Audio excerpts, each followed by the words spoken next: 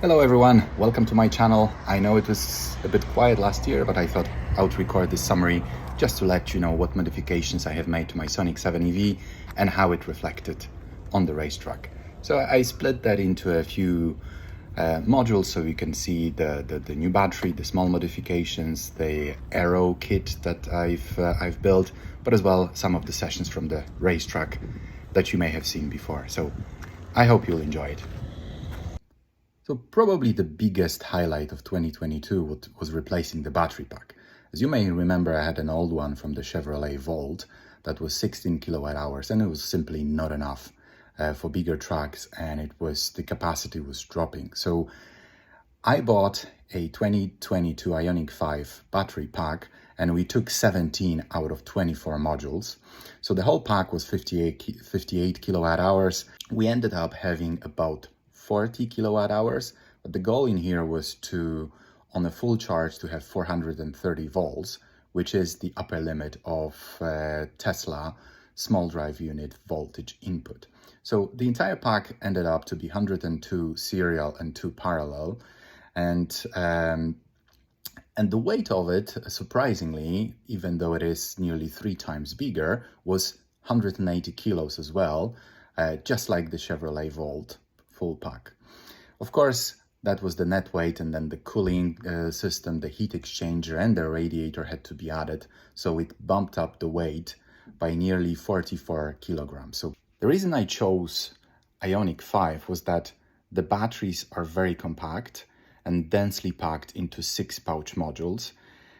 However, that brought some inefficiencies because those pouches exchange the heat only through the bottom and heat up very quickly and don't cool down as much. But it was the compromise between power density and heat exchange efficiency, and as well it was dictated by the packaging. 17 modules was practically everything that we could fit into Sonic 7. Remember, 1 kilowatt hours equals on average 1 kilometer of track range. Full power at the limit of car's performance. But it is the upgrade I absolutely had to make to hit bigger tracks, to be able to run 5 laps in a typical time attack session, so about 20 to 25 kilometers of track range. Installing a new battery pack was a good occasion to make a few changes as well on the car. So first of all, the engine had to be lifted by about 4 centimeters. It was the early design flaws, so the Aero floor could fit it under the car.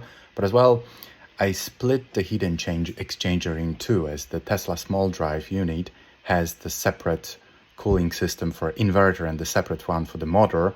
So it was really important because the inverter only takes up 60 degrees of temperatures and the motor can heat up to 120, no problem. As well, I've installed the double adjustable shocks, so compression and rebound adjusted. And as well, in 21, I spent some time finding the right spring ratio, so the new springs were installed. The early tests of those modifications in April 22 were super promising.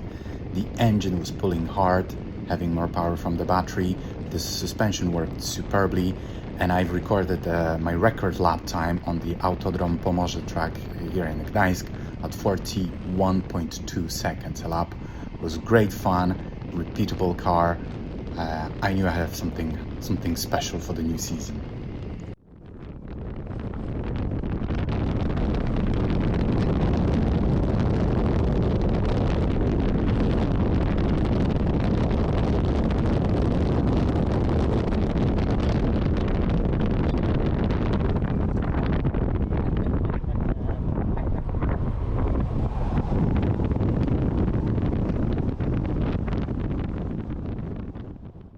I had this crazy idea banging in my head for years about building the aerodynamic underfloor for my car, and I decided it's the good time to do it. But I didn't want to just go and build something. I wanted to do it properly. So I had to create a virtual model of the car. Since all this 3D scanning attempts failed, it had to be done the hard way. So basically making photos, and I had to find somebody who built this model of my car through measuring, through photos and everything else. So as you can see, The result is quite stunning. It really reflects how the car works with all the details on it. So then the next shape was that I found this company in Belgium, in Antwerp, called Air, and I asked them to do the aerodynamic simulation of my car. So the results were quite interesting. So first of all, the coefficient of drag is worse than a bus, but much better than a truck. And as well, it showed a lot of useful data, for example, the surface pressure. So I can clearly see where the air hits the car and blocks. But as well, I could see how it creates the wake, especially around the wheels, while cutting through the air. One bad news that I've learned during this simulation, and actually this company, Air, has done a simulation of Ariel Atom, so a very similar car to mine, is this table. Basically, it means that my car creates 23 kilograms of lift. My car lifts by 23 kilograms, and the Ariel Atom, while seemingly less aerodynamic look, it actually creates the proper downforce, so 30 kilograms. So this Aero underfloor build was a lot of learning, but this learning continued. I had to learn CAD and basically create the floor in the CAD system just to reflect on the learnings from the Air, covering the wheels and managing the wake of the air as much as possible. And then probably the most difficult part has started. So measuring all that, how it adds up to the car, how it fits the car, and as well, basically learning everything that is carbon and resins and building this floor myself, which took me quite a significant amount of time. Before I started that, it was 760 kilograms. With the battery and other modifications, it was 818 kilos, and 849 kilos was the full weight this season or last season, together with the Aero pack. How those all modifications turned out in the end? Actually quite stunning. So one of the tests we've done was on the Poznań racetrack, and a professional driver, Jakub Litwin, was driving Sonic, and he actually managed to get 1 minute 45 seconds a lap, which is quite a good time considering that the car only makes 180 kilometers per hour on the straights. He was pulling even up to 1.5 G in the corners, and found the car predictable and really fun to drive.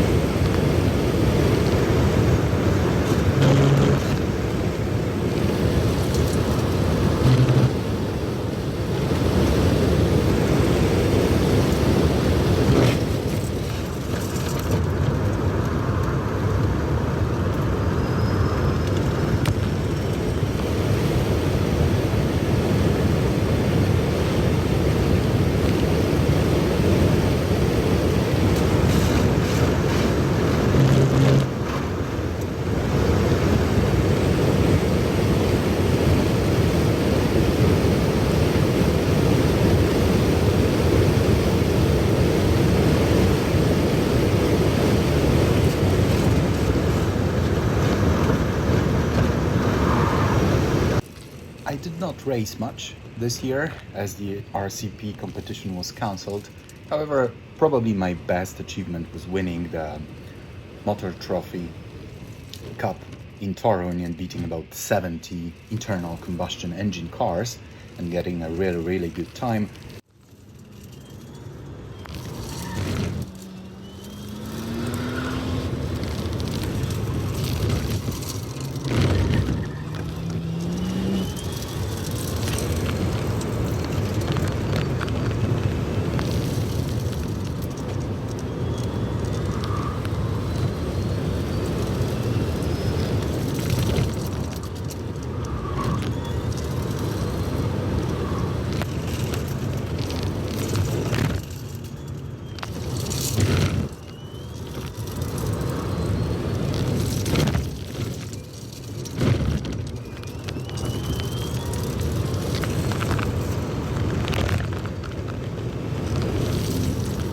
The second thing was racing on a real Formula One racetrack. So I've done it. It was in Lausitzring. Of course, the track was very, very fast. So the best cars were doing 260 kilometers per hour on the straight.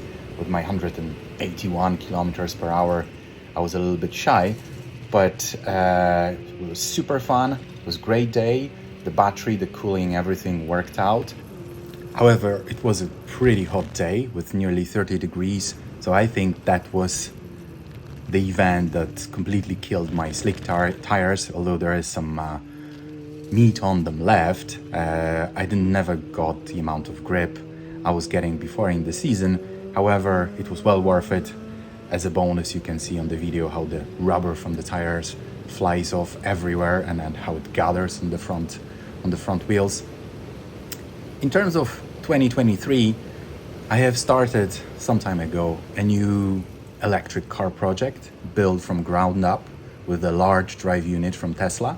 So stay tuned in 2023 to know more, and hopefully in a few months to see my car in action.